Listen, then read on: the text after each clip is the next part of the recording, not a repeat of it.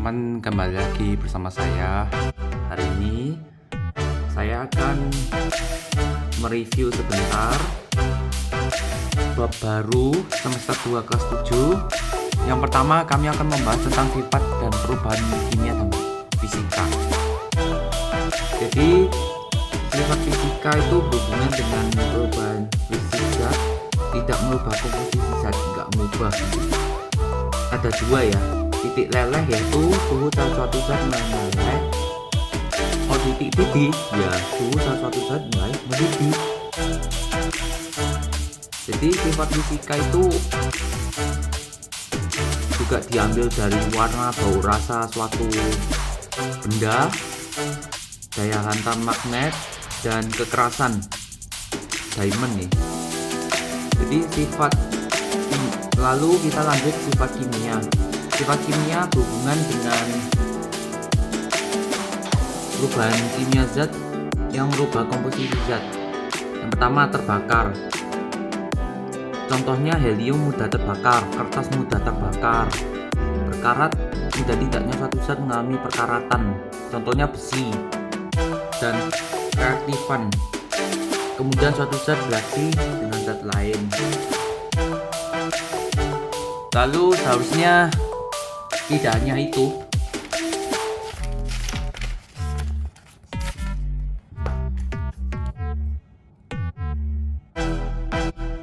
kemudian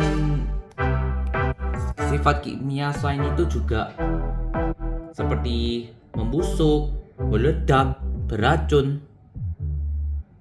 Ya itu aja. Lanjut.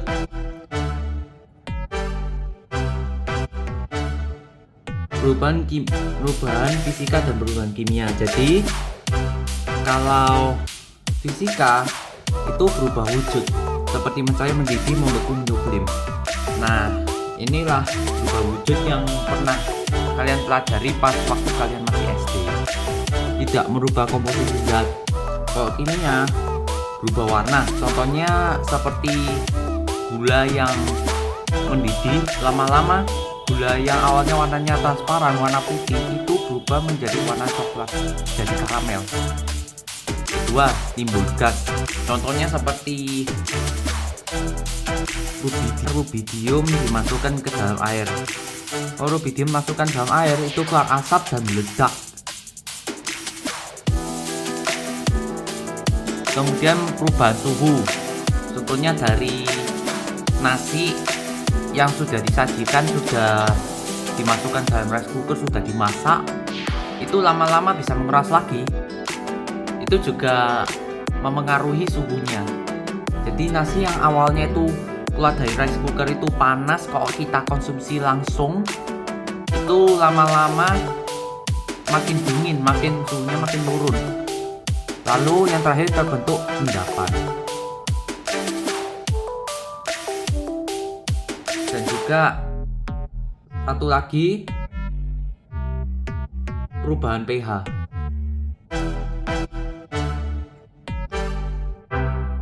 Oke teman-teman, lanjut ya ke bab 2-nya. Oke teman-teman, selamat datang di bab 2 kimia kelas 7. Tujuan pembelajaran kali ini adalah memilih proses pemisahan kimia efektif dan efisien pada suatu jenis campuran. Jadi yang paling sederhana yaitu filtrasi. Prinsipnya adalah sebagai berikut. Beda ukuran partikel zat-zat yang bercampur merupakan campuran heterogen. Jadi pertama, contohnya itu campuran air dan pasir, batuan pasir. Dan di sini ada filter paper, kertas saring ya. Ada filter funnel, ada pipa yang mengeluarkan air. Lalu selanjutnya ini residu itu yang pasir tadi ya, campur sama air. Lalu ini filtrat itu airnya. Jadi contohnya itu adalah seperti pembuatan kopi, proses pembuatan kopi yang biasa dicontoh sama bapak-bapak kalian itu. Kedua, sentrifugasi merupakan pengganti filtrasi jika ukuran partikelnya itu sangat kecil, lebih kecil maupun halus. Prinsipnya beda ukuran partikel-partikel zat yang bercampur. Jadi contohnya itu seperti pemisahan bagian-bagiannya darah. Seperti ini. Jadi mesin yang melakukan proses sentrifugasi disebut sentrifugal. Jadi hasilnya seperti ini. Plasma 55%, white blood cells, sel darah putih itu 1% ya, dan red blood cells 45%, sel darah merah. Dan selain mesin yang tadi saya sebutkan, ternyata ada juga nih jenis-jenis lain seperti mesin sentrifugal yang seperti ini. Mungkin di sekolah kalian ada benda-benda yang seperti sentrifugal yang sederhana satu ini. Lanjut, destilasi atau penyulingan. Prinsip perbedaan titik didih campuran zat cair. Jadi di sini ada pemanas, lalu ini ada botol isinya suatu cairan. Lalu lama-lama air yang di dalamnya itu mendidih, lalu naik ke atas, masuk termometer, lalu lewat ini pipa ini. Jadi ini ada water out, ini tempat airnya keluar. Ini harusnya di bawahnya itu dikasih botol satunya lagi. Lalu ada kondenser, ada cool water in, terus kemudian cairan tersebut lanjut ke botol yang paling ujung sini. Jadi air yang tumpah dari pipa ini disebut distillate. Kemudian botolnya disebut receiving flask. Kalau yang ini distilling flask.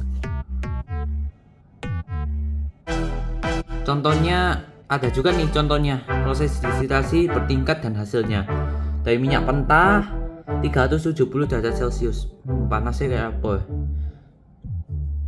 Terus kemudian kalau paling bawah ini residu ya. Residunya minyak mentah C25. Lalu kalau tingkat pertama minyak pelumas C15 hingga C24, 300 derajat Celcius hingga 370 derajat. Oh, tingkat kedua naik lagi itu minyak diesel, bahan bakarnya truk, C14 hingga C18, 260 derajat Celcius hingga 350 derajat Celcius. Naik lagi kerosin, bahan bakarnya pesawat-pesawat di bandara, yaitu C11 hingga C16, 170 derajat Celcius hingga 290 derajat Celcius. Nafta itu bahan untuk membuat plastik, 110 derajat Celcius hingga 195 derajat Celcius. Lalu yang ini bensin mobil orang tua kalian itu C5 hingga C12, 30 derajat Celcius hingga 180 derajat Celcius. Lalu ini ada kolom fraksionasi, lalu bisa dijadikan gas C1 hingga C4. Kemudian lanjut ada kromatografi. Prinsipnya adalah perbedaan cepat rambat partikel zat yang bercampur dengan medium diam dan berat. Lalu sublimasi. Prinsipnya adalah campuran yang memiliki satu zat yang dapat nyublim dan yang lain tidak bisa. Di sini ada es batu, lalu bawahnya itu ada campuran kapur barus dan pasir, lalu ada pemanasnya.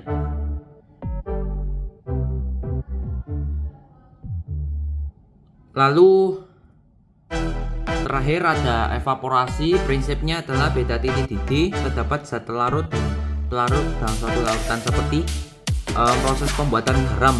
Jadi air laut itu dipindahkan dari permukaan laut ke lubang-lubang besar ini, ke sawah-sawah gitu.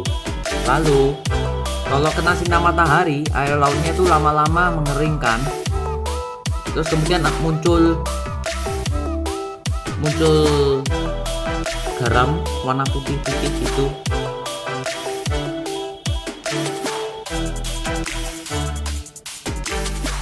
Oke teman-teman, sekian dulu sampai di sini. Sampai jumpa di pertemuan selanjutnya.